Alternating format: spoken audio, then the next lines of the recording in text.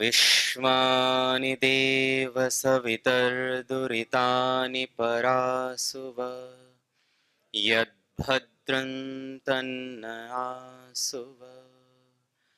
ओम शांति शांति शांति।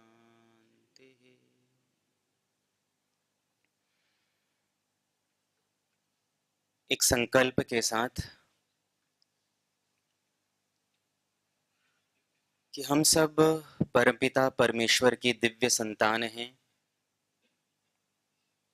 और जैसे माता पिता की सब प्रकार की संपत्ति संपदा उनके ऐश्वर्य पर, उनके चल और अचल संपत्ति पर उनके पुत्र और पुत्रियों का एकाधिकार होता है, उसी प्रकार से हम भगवान के दिव्य अंश होने के नाते, उनकी दिव्य संतान होने के नाते अपने हृदय में यह भाव रखते हुए उनके सद्गुणों पर, उनकी दैवीय संपदा पर हमारा पूर्ण एकाधिकार है, ऐसा भाव और ऐसा संकल्प सजोते हुए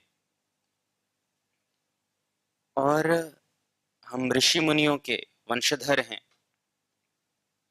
ऐसे गौरव के भाव के साथ हम जब भी समय लगे, भोर में उठकर, दिन में, सांझ में, रात्रि शयन से पहले इस प्रकार की भाव चेतना को हम अपने भीतर स्थान दें। हमारी जो चेतना का स्तर जिस काल में भी जैसा है उसको भागवत चेतना के साथ, गुरु चेतना के साथ, भगवत चेतना के साथ हमें एकात्म और एकाकार बीच में करते रहना है। तो ऐसे संकल्प से हम अपने आप को व्यापूरित करते हुए, तो आज का जैसा विषय पूज्य स्वामी जी ने मुझे दिया है, गुरु तत्व की महिमा और उसके साथ सेवा की महिमा। तो आप परम पूज्य गुरुदेव एवं श्रद्धेय आचार्य श्री और पूज्य दीदी और साथ में फिर हमारे संगठन के वरिष्ठ नेतृत्व पूज्य स्वामी परमार्थ देव जी, पूज्य दीदी आदरणीय भैया राकेश जी, पूज्य स्वामी रुद्रदेव जी, पूज्य स्वामी विश्वदेव जी, आदित्य देव जी, तो ये जो हमारा पूरा एक नेतृत्व है और उनके संकल्पों के साथ आप सब जो लोग एकाकार होकर के उसको धरातल पर उन संकल्पों की जो पूर्ति हेतु जो आप अथक और अकथ पुरुषार्थ कर रहे हैं, तो आप सबका भी बहुत बहुत धन्यवाद है, आप सबको बहुत बहुत प्रणाम है। और जब हम सेवा की बात करते हैं तो सेवा शब्द का अर्थ ही यही है, उसका गूढ़ जो अर्थ है वो यही है कि सेवा करने से हमारे चित्त की शुद्धि होती है। जो सेवा नहीं करता है उसका चित्त अशुद्ध रह जाता है, वह अपने जीवन में मानवीय मूल्यों की जो प्रतिष्ठा है, मानवीय मूल्यों का जो हमारे भीतर आधान होना होता है, जिसके आधार पर हम मनुष्य कहलाते हैं, वो तत्व जो है वो हमारे भीतर प्रतिष्ठापित नहीं हो पाता है। और जब हम सेवा की बात करते हैं तो उसकी जो संपूर्ण अभिव्यक्ति है, जो हमारे शरीर से, मन से, हमारी बुद्धि, हृदय, आत्मा से जो अभिव्यक्त सेवा का तत्व होता है, वो बिना गुरु की भक्ति के पूरा प्रस्फुटित नहीं हो पाता है। तो हमारी सब प्रकार की सेवाओं में, क्रियाओं में, चेष्टाओं में, हमारे व्यक्तित्व में, हमारे सामर्थ्य में जो मूल तत्व, जिस तत्व की प्रतिष्ठापना हुए बिना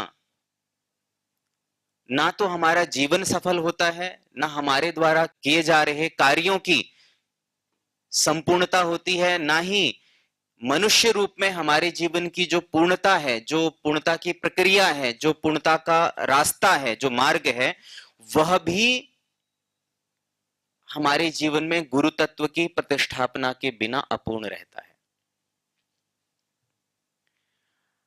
और मनुष्य होने के नाते हम सबसे अधिक या सर्वप्रथम जिस भाव से जुड़ते हैं, जिन संबंधों से जुड़ते हैं, उन सब प्रकार के भावों में, उन सब प्रकार के संबंधों में, उन सब प्रकार की हमारे क्रियाकलापों में जो सर्वाधिक निसंग, निर्लिप्त, निष्पक्ष जो संबंध है, जो दिव्य संबंध है इस संसार में रहते हुए, वह है गुरु का संबंध।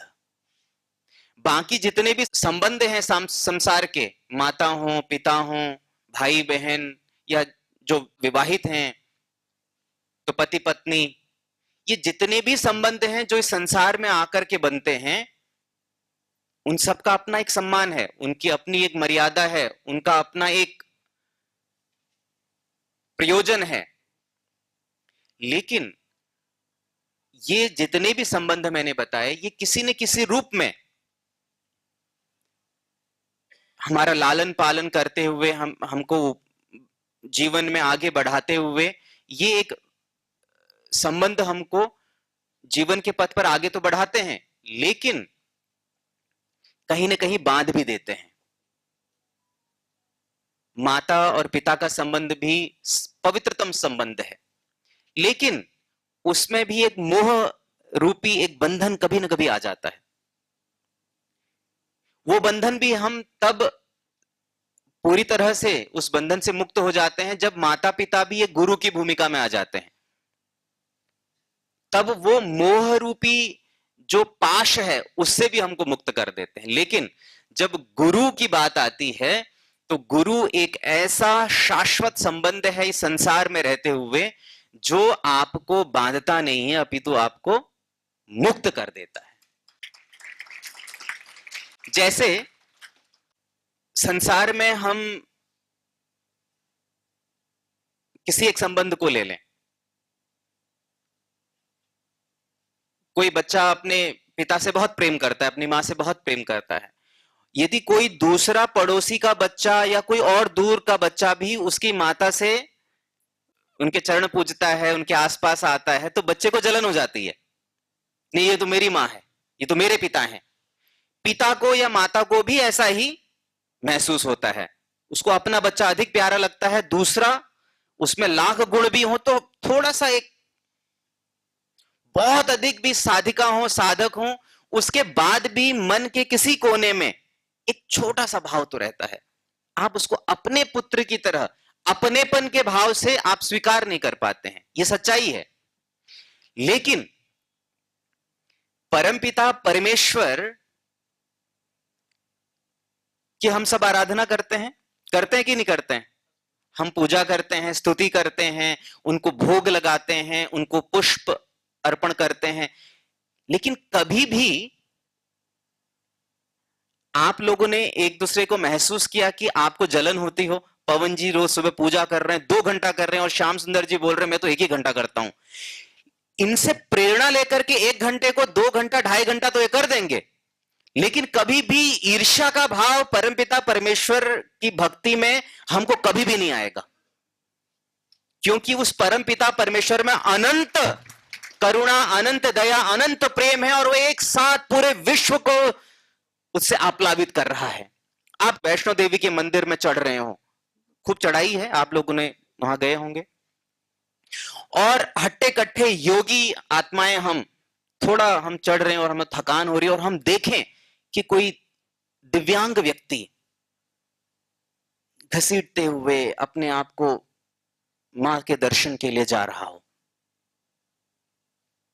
हमारे हाथ पांव सकुशल होते हुए भी वो भक्त जिसको शरीर में कुछ कष्ट विशेष है, उसके बाद भी चढ़ रहा हो, तो आप उसे ईर्ष्या नहीं कर सकते। आपके मन में उसके प्रति प्रेम ही आएगा, आपके मन में उसके लिए करुणा ही आएगी कि देखो ये इतना असहाय अक्षम होते हुए भी परमपिता परमेश्वर के दर्शन के लिए, मां के दर्शन के लिए जा रहा है, और मैं सक्षम होते हुए भी मेरे भीतर कहीं भाव की कमी है। आप इंट्रोस्पेक्ट करते हैं, आत्मनिरीक्षण करते हैं, उससे जलते नहीं हैं, उससे ईर्ष्या नहीं करते हैं। ऐसे ही गुरु का संबंध भी है। गुरु भी एक साथ हम सब गुरु भाइयों पर, आप सब शिष्यों पर समान रूप से करुणा करते हैं, समान रूप से आपको प्रीति करते हैं।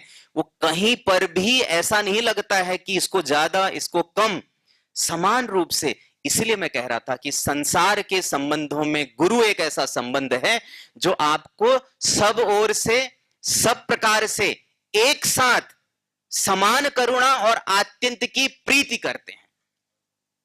इसलिए इस संबंध की बहुत महत्ता है।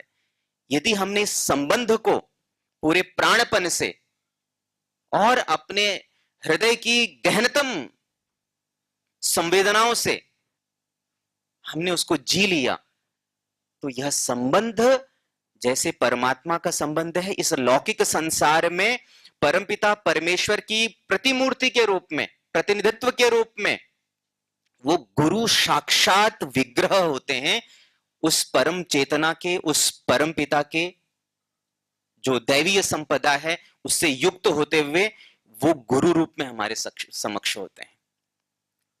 आपने सुना होगा ना कि परमात्मा बहुत दयालु है, सुना है ना? लेकिन यह भी सुना है कि परम पिता परमेश्वर न्यायकारी भी है, सुना है ना? तो जो न्यायकारी होता है वो दयालु हो सकता है क्या? हो सकता है? अगर कोई बहुत दयालु है तो उसको बोल देते हैं भाई ये न्याय तो नहीं कर पाएगा, पता नहीं कब इसके अंदर दया आ जाए और ये माफ कर दे। तो परमपिता परमेश्वर पूर्ण है और पूर्णता का अर्थ ही यही होता है जिसमें विरोधी तत्वों का भी समावेश हो जाए, वही व्यक्ति पूर्ण होता है। इसलिए आपने परम पूज्य गुरुदेव को देखा होगा, उनके भीतर अत्यंत करुणा है, अत्यंत पुरुषार्थ की पराकाष्ठा है, लेकिन उनके भीतर उतनी ही शांति भी आपको मिलेगी।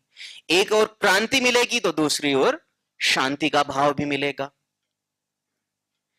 तो ये जो परस्पर विरोधी तत्व हमको लगते हैं वो जब किसी व्यक्ति में समाहित हो जाते हैं, परस्पर विरोधी का अर्थ ये नहीं है कि गलत और सही, एक दयालु भी अच्छा गुण है और न्यायकारी होना भी अच्छा गुण है।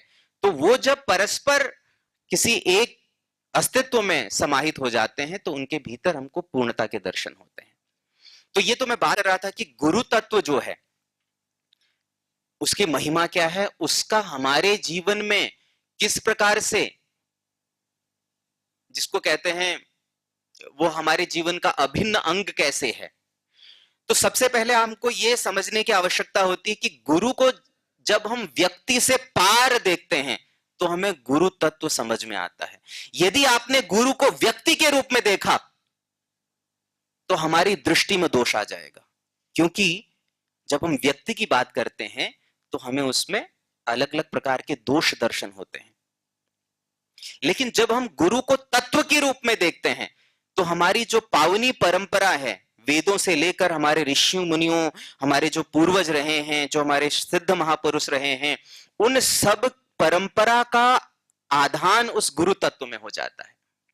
तब हमें उसमें महर्षि कपिल, कणाद, जैमिनी, पतंजलि, आचार्य शंकर और ये सारे जो हमारे गुरु हैं, हमारे जो आचार्य हैं, जो ऋषि मुनि हैं, उनका साक्षात विग्रह हमको हमारे गुरु में दिखने लग जाता है। इसलिए पहला नियम है कि गुरु को व्यक्ति की सीमा से बाहर हट करके व्यक्ति से पार हमें तत्व के रूप में देखना होता है। इसलिए आप पुस्तकों में पढ़ते होंगे परमात्म तत्व, पढ़ा है ना कहीं कहीं पर आपने, परमात्म तत्व। तो ये तात्विक रूप से जब हम इनके ऊपर चिंतन मनन करते हैं और उसी रूप में हम उन्हें अपने जीवन में धारण करते हैं तो गुरु की वाणी, गुरु की सोच, गुरु की दृष्टि, गुरु का चलना, गुरु का बोलना, गुरु के हाव भाव, गुरु के जैसा जो उनका ऑरा है, जो उनकी आभा है, वो हमारे भीतर समाहित होने लग जाती है। आप बस एक बार गुरु को तत्व की दृष्टि से देखिए, व्यक्ति की दृष्टि से मत देखिए। तो पहला यह नियम है कि गुरु को हमें व्यक्ति की दृष्टि से न देखकर तत्व की दृष्टि से देखना, यह पहला नियम है।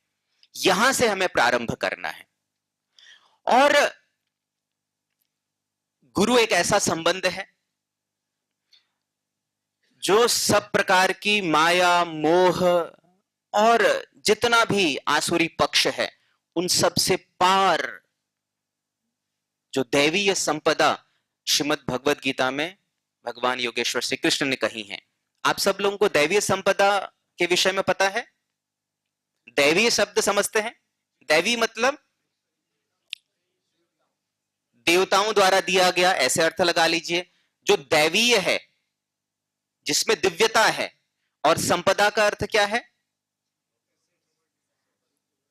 एसेट्स बोल सकते हैं, और क्या ऐश्वर्य बोल सकते हैं, खजाना, अगर आप उसको और सरल शब्दों में आप समझना चाहें तो। जो दैवीय संपदा है वो हमारे भीतर तभी आ पाती है जब हम गुरु तत्व को अपने जीवन में पूरी तरह से उतारने का प्रयत्न प्रारंभ कर देते हैं।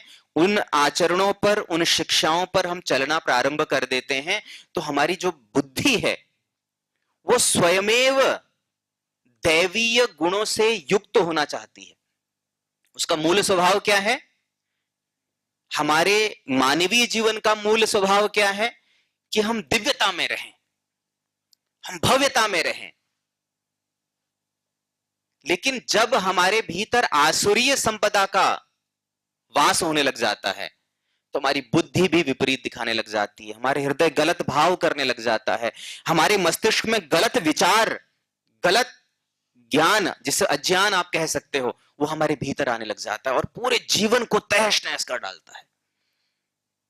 एक बार हमने गलत करना प्रारंभ कर दिया तो उस गलत के संस्कार बनने लग जाते हैं। गलत के संस्कार हमारे विचारों में प्रकट होने लग जाते हैं। विचारों में आ गया तो हमारे भाव को दूषित कर देते हैं, कलुषित कर देते हैं, हृदय को गंदा कर देते हैं। और जब हमारे विचार, संस्कार, हमारे भाव, हमारा ज्ञान जब अशुभ से सन जाता है, जब दूषित हो जाता है, तो हमारे कर्मों में आने लग जाता है, हमारी वाणी में आने लग जाता है, हमारे हाव भाव में परिलक्षित होने लग जाता है।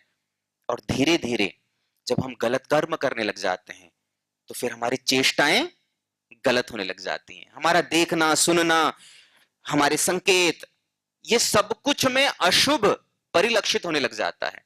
और जब हम चेष्टाएं भी गलत करने लग जाते हैं तो फिर हमारे व्यक्तित्व में भी वो अनुगत हो जाता है। हमारे व्यक्तित्व में भी वो जो पूरा प्रवाह है, जो श्रीमद् भगवद गीता में पूरी एक श्रृंखला भगवान श्री कृष्ण ने बताई है, ध्यायतो विषयान पुंसः संगस्तेषु उपजायते संगात संजायते कामः कामात् क्रोधो विजायते क्रोधात् भवति सम्मोहः सम्मोहात् स्मृति विभ्रमः स्मृति भ्रंशात् बुद्धिनाशो बुद्धिनाशात् प्रणश्यति। ये पूरी श्रृंखला बताई है। आपके भीतर उस आसुरी शक्तियों ने हमारे विचारों को, हमारे भावों को, हमारी संवेदनाओं को, हमारे नॉलेज को दूषित किया, हमारे कर्मों में आया, हमारी चेष्टाओं में आया, हमारे व्यक्तित्व में आया।